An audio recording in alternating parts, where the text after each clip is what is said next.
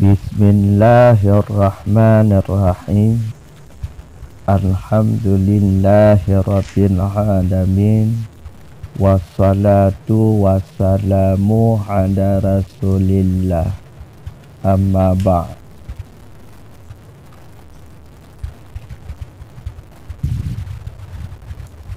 Fi'il muqtal ada 7 nok. Fi'il muqtal ada 7 nok.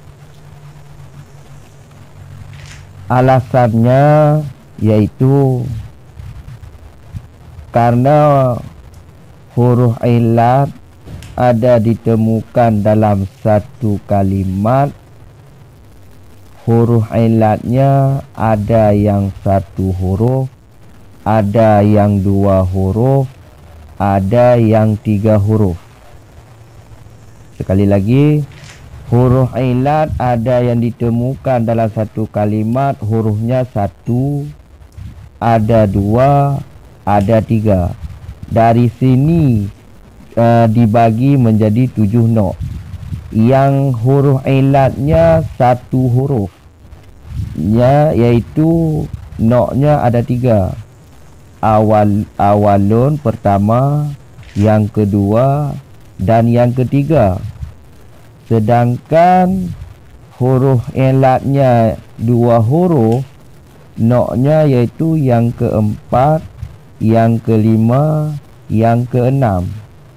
Sedangkan huruf ilat yang ditemukan 3 huruf dalam satu kalimat, maka noknya yang ketujuh. Yang ketujuh. Nok yang pertama, pembagian yang pertama adalah muqtal fa. Contohnya wa'ada.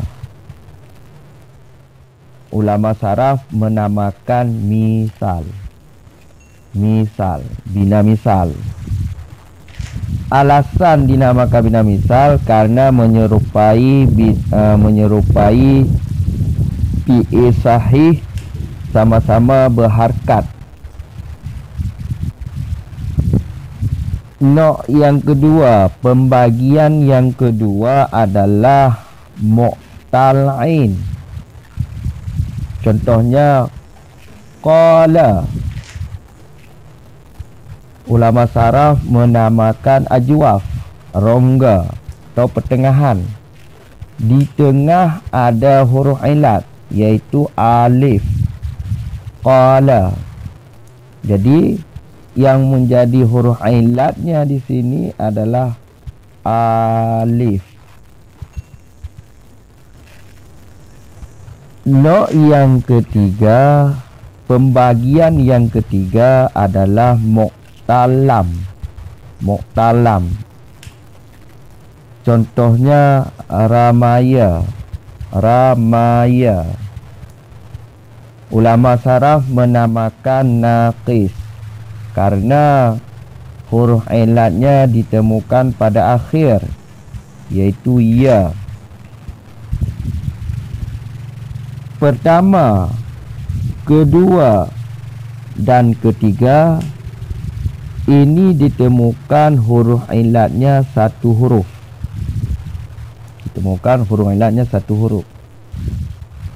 Seterusnya, pembagian yang keempat adalah muqtal'in dan muqtalam. Contohnya syawaya. Syawaya. Ulama saraf menamakannya adalah lafif makrun yang akhir. Lafif makrun yang akhir. Lafif adalah bertindih-tindih. Lafif adalah menyertai 2 huruf ilat, ya dan wa. Berlapis-lapis huruf ilat lagi menyertai. Letaknya pada yang akhir, wa, ya. Lafif makrun yang akhir.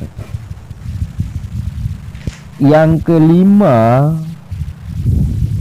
adalah tal, fa dan lam. Contohnya waqaya, waqaya. Dinamakan murtawi atau lafif makruk. Jadi ditemukan huruf ilatnya yaitu awal dan akhir. Awal yaitu huruf ilatnya wa, akhir yaitu huruf ilatnya ya, waqaya. Pembagian yang keenam yaitu mu'tal fa dan ain. Mu'tal fa dan ain. Contohnya yauma, yauma. Dinamakan dengan lafif makrun yang awal. Beda dengan yang di atas tadi, lafif makrun yang akhir. Sedangkan ini lafif makrun yang awal, karena huruf ilatnya menyertai di awal kalimat. Yauma, ya, waw. Yang keenam ini tidak ditemukan contoh yang fi'il. Jadi dalam bahasa Arab tidak ditemukan lafif makrun yang awal, contoh yang fi'il tidak ditemukan. Yang isim ada. Yang keenam, yang ketujuh, mu'tal fa ain lam. Contohnya wawa, wawa, wawa. Namanya dinamakan mu'tal majmu'. Mu'tal majmu'. Kenapa dinamakan mu'tal majmu'? Karena semua kalimat itu ada huruf ilat. Wawa, waw, huruf ilat. Alif, huruf ilat. Waw, huruf ilat. Jadi ketiganya kalimat ini kesemuanya huruf ilat. Karena huruf ilat ada 3 huruf. Alif, ya, waw. Huruf ilat ada 3. Ya. Sekarang kita nazamkan dengan bahasa Aceh. Bina misal ba'awaina huruf ilan. Bina ajwa batengahna huruf ilan. Bina naqis ba'akhirna huruf ilan. Bina murtawi awal akhirna huruf ilan. Bina lafi banduwa nama tinde huruf ilan. Bina majmu semuanya na huruf ilan. Bina misal ba'awaina huruf ilan. Bina ajwa batengahna huruf ilan. Bina naqis ba'akhirna huruf ilan.